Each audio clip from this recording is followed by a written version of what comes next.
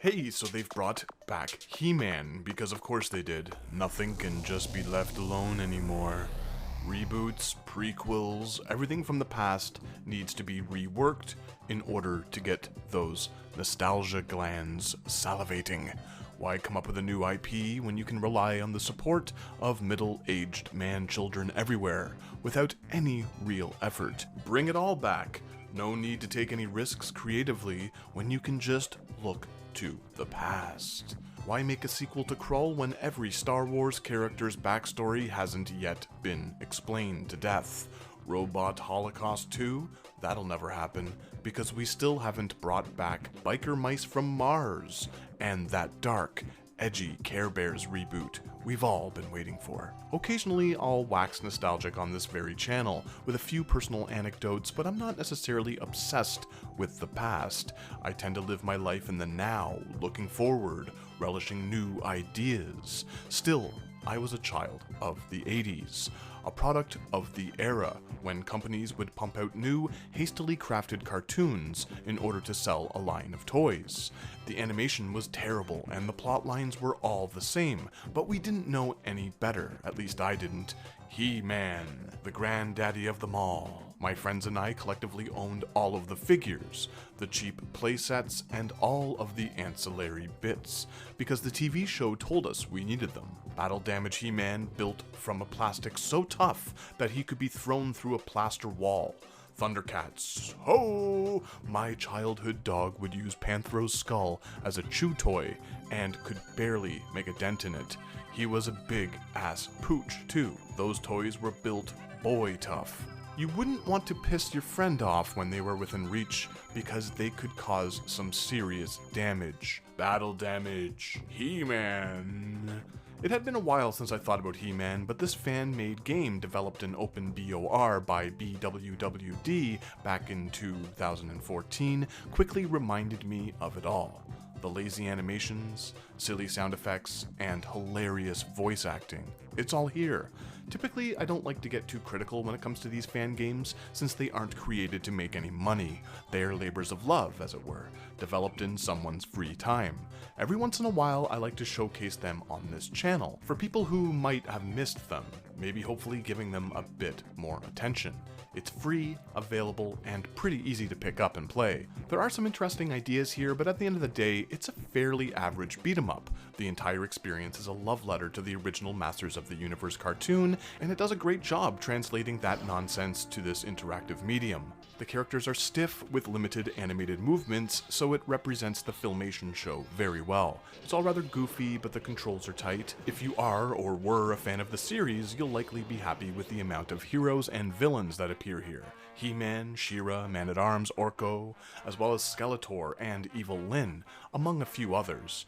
Lion-O is even in this thing, which is admittedly an awesome addition. Hell, you can even play as Battle Cat and Panthor, He-Man and Skeletor's Jungle Cat rides respectively. It's all here, and these felines move around with the same amount of articulation as their 80s toy line equivalents. They're also about as fun to use in the game as a result. In a lot of ways, they are kind of the easy mode, since they just sort of lunge at things and are tough to damage. Personally, I tend to stick with the humanoid characters since they control better, have better moves, and are able to pull off combos. The special moves can be easily pulled off with a quick fighting game style combination of buttons. A lot of them are similar across the board, but they break up the monotony a little bit.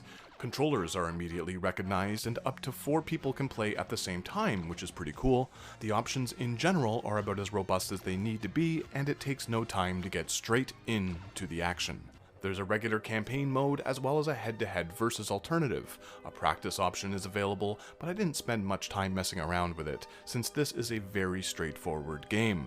Still, these additions are great and make it feel like a fully fleshed out package. When you begin the adventure, you're given the option to explore a gigantic map where you can pick from a hearty amount of objectives. All of the stages are short, so they never outstay their welcome, and a few include gimmicks, which keeps things fresh. There are some auto-scrolling vehicle sections, 2D platforming levels, and a handful of other ideas, such as an escort mission, tossed in for good measure. A lot of these ideas are rather half-baked, but I mean, they're fine little distractions from the generic brawler tedium, so they work. On a technical level, everything runs smooth, with no performance issues to speak of, but I did experience a few bugs. Firstly, I got stuck on some breakable objects a couple of times during my 5 or 6 playthroughs, and one level in particular would always boot me from the game. Fortunately, it autosaves frequently, so these were only minor nuisances, but they were definitely bugs that could be recreated, so there's that. Some of the platforming can feel a bit weird as well, depending on the character, and these gigantic hands that obstruct your jumping path are just a bad decision all around. The game also relies very heavily on boulder hazards, which can be a bit annoying since they take up so much screen real estate, and the hit detection can be a bit spotty at times. Like, in most beat-em-ups, you can sort of position yourself slightly above or below an enemy, attack, and do some damage. In this thing, the hitboxes seem a bit smaller, so you almost have to be on the same plane as a baddie. It's not a huge problem since the shadows on the ground are quite large and a good indicator of where everything is, but it can be tough to hit a specific target, specifically during the many boss encounters. Alright, so you rarely, if ever, come up against a big bad mono-y-mono. There are always no less than 8,592 respawning enemies to contend with at the same time, which makes them feel less like well-constructed battle sequences and more like clusterfuck button mash orgies. Still, the amount of characters from the show displayed throughout the adventure is wonderful, and the game isn't all that challenging, so it's fine. Unlike most beat-em-ups, enemies don't wander off screen too often, and when they do, they return to the arenas immediately, which is a nice touch. There's a lot of enemy and stage variety throughout the entire game, with new antagonists introduced right until the very end. The backgrounds are static, but they look great with a hand-drawn art style straight from the show. At the end of the day, the presentation is top-notch here all around, from the visuals to the sounds and music, which are superbly sourced from the cartoon.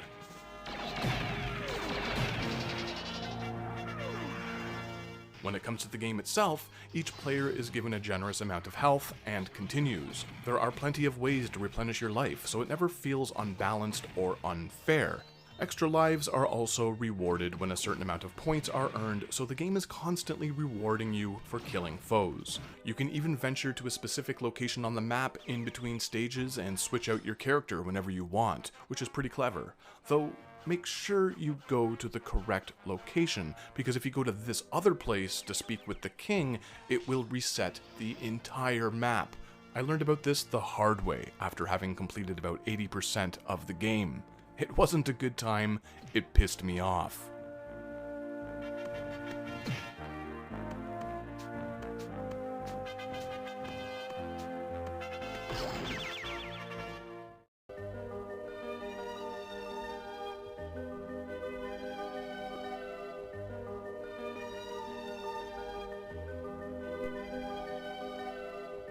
Throughout your journey, you'll see a reticle that is constantly moving across the map of Eternia. If you click on this location at any point, the player will be thrust into a seemingly random versus battle with a backdrop that coincides with the terrain seen from above. This is an excellent, clever inclusion, and these skirmishes are really fun to get involved in. They play out like a low-budget fighting game, and are definitely a welcomed addition to the regular action segments.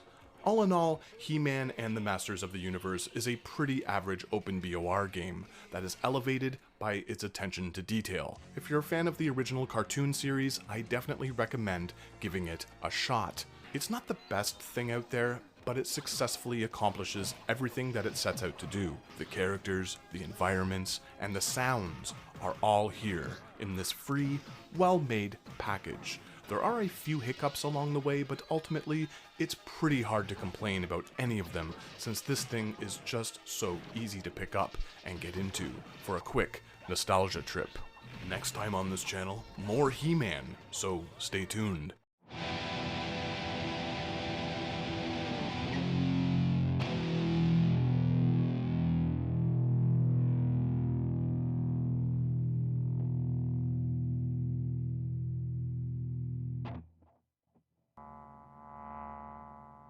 She's your daughter, isn't she? It would be a pity if she had to lose her life because of your silence. I have nothing to say. My daughter would want it that way. then your daughter is a bigger fool than you are. Talk, take him to the room of questions.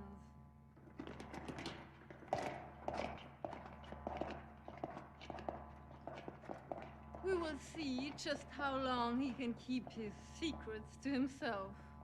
Your work is cut out for you, Valeria. Yes, Dark One. And the pleasure machine awaits. Yes, Dark One.